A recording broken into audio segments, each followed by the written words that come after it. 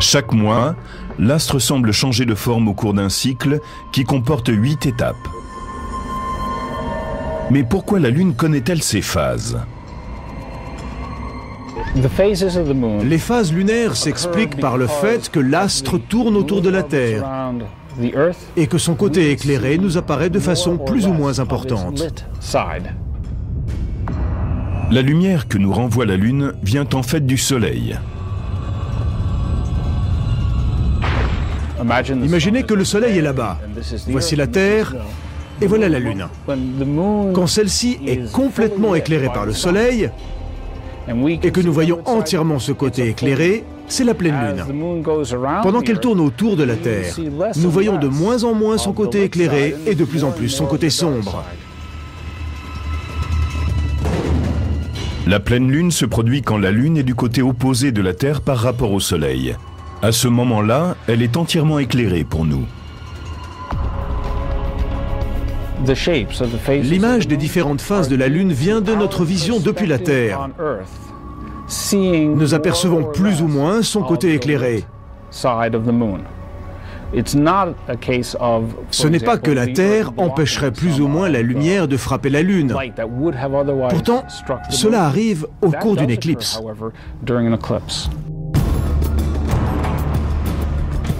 La vision que nous avons depuis la Terre peut parfois nous jouer des tours. La façon dont nous apprécions la taille de la Lune peut aussi être étonnante.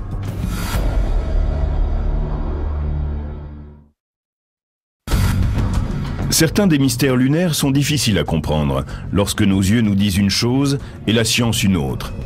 Nous avons alors besoin de changer de perspective. Quand la Lune est pleine, elle paraît parfois beaucoup plus vaste quand elle est près de l'horizon que lorsqu'elle est plus haut dans le ciel. Certains observateurs estiment qu'elle semble être 50 à 75% plus grosse au moment où elle fait son apparition. Mais la pleine Lune est-elle vraiment plus large quand elle est proche de l'horizon? Mes amis pensent tous que la Lune est plus grosse quand elle est à l'horizon. Et moi aussi je le pense. Qu'est-ce qui peut la rendre apparemment aussi différente? En vérité, la Lune ne change pas de taille apparente lorsqu'elle est à l'horizon. Mais notre perception veut qu'elle soit plus large. Selon une théorie, notre esprit évalue la taille de la Lune en relation avec d'autres objets. Elle a l'air plus grosse parce que lorsqu'elle est en haut dans le ciel, il n'y a rien à quoi la comparer. Elle est là, toute seule. En d'autres termes, si nous voyons un objet important comme une maison, tout petit par rapport à la Lune, notre esprit nous dit que l'astre doit être énorme. Mais quand celui-ci est seul dans le ciel, notre esprit n'émet pas cette hypothèse et nous pensons que la Lune est toute petite. Il y a aussi ce qu'on appelle l'illusion Ponzo, qui tire son nom de celui de Mario Ponzo, qui a mis en évidence le fait que nous jugeons de la taille d'un objet en fonction de son entourage.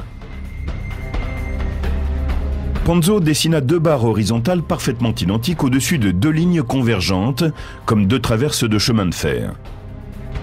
Les barres supérieures semblent plus longues que celles du dessous, car elles couvrent une plus grande distance apparente entre les rails, alors qu'en fait, elles sont de la même taille.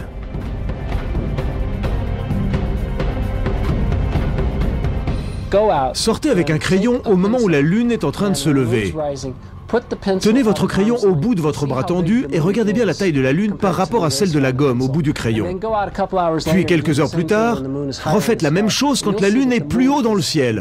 Vous verrez qu'elle est de la même taille les deux fois.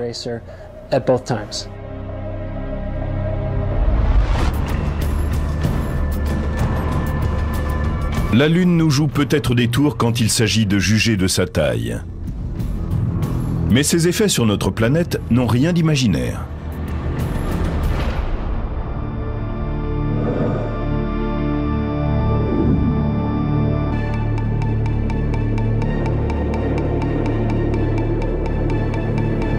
De tous les mystères cachés de la Lune, il en est un que nous pouvons observer ici même, sur Terre. Il s'agit sans doute du phénomène le plus important attribué à l'influence de la Lune. Là où nous sommes sur Terre, les marées semblent être simplement des moments de la journée où la mer avance ou se retire. Mais il s'agit d'un effet de l'interaction gravitationnelle entre la Lune et la Terre. Quand la Lune passe devant nous, elle attire l'océan et le fait monter plus haut. Pour nous, c'est la marée haute.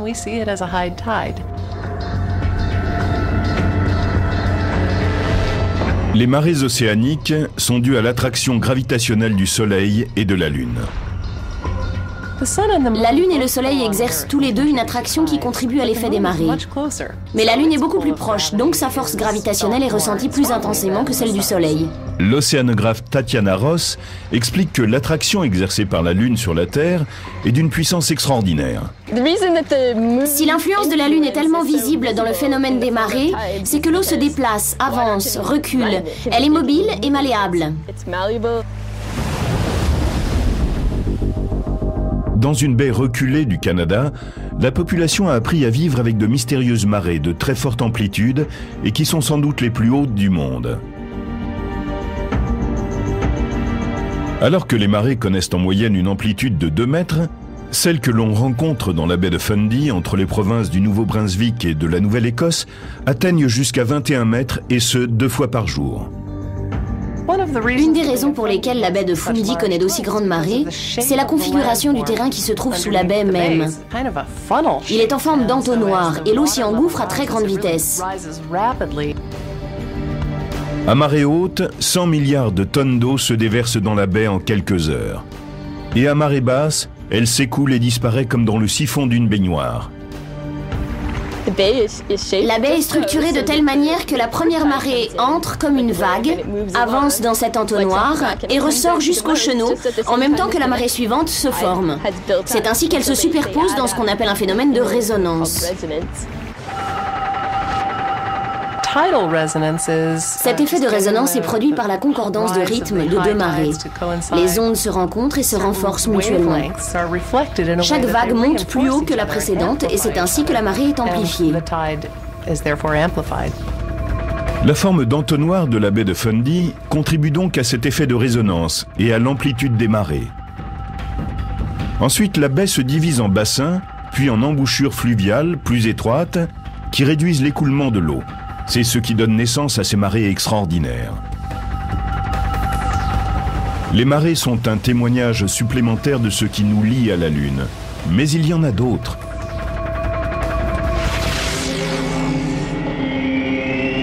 Nous savons que la Lune attire l'eau des océans et que la force centrifuge de la Terre la repousse à l'opposé de la Lune.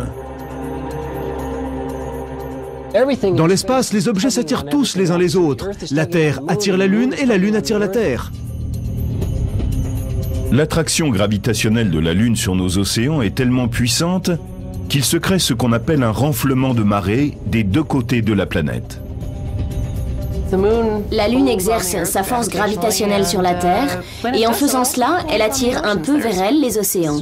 Ils sont étirés vers elle.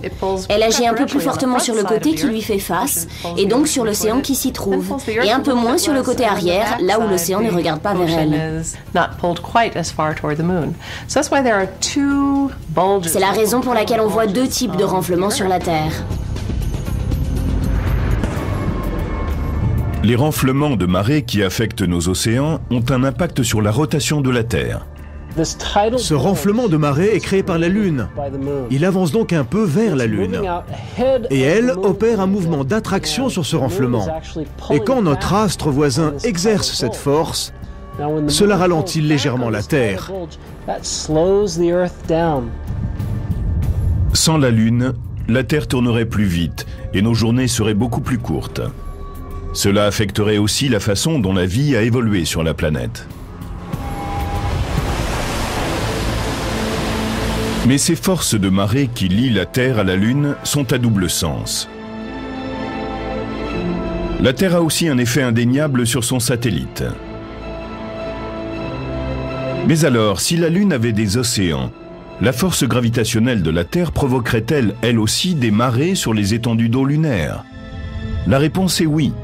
En fait, il y a des milliards d'années, la Lune était presque entièrement faite d'un élément liquide qui n'était pas de l'eau.